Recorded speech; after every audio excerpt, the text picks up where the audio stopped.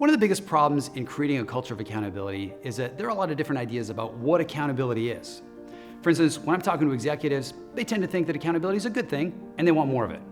But a lot of people have learned to fear accountability because it's often used as a stick to beat people with. For the most part, our society has weaponized the word accountability.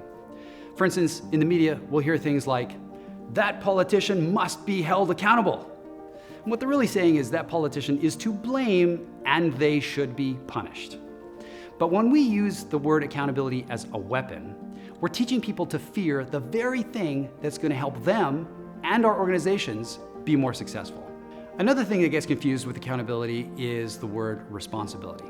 Responsibility is not the same thing as accountability. Responsibility is taking ownership of activities. So if you do everything on your job description, you are a responsible person.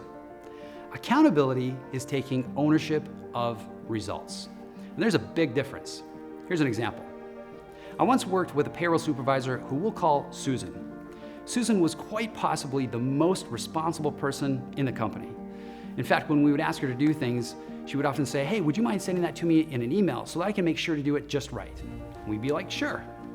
But I'll tell you what, any time that we didn't get the results that we were looking for, any time that things went a little wrong, Susan was the first to say, I only did what you told me to do and it's written right here.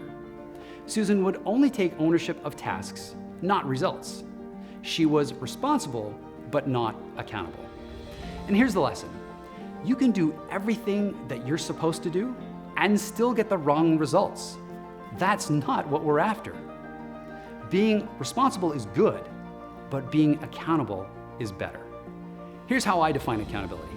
Accountability is taking ownership of results and working to improve future results. If you'd like to learn how this definition of accountability can transform your organization, check out my book, How Leaders Can Inspire Accountability.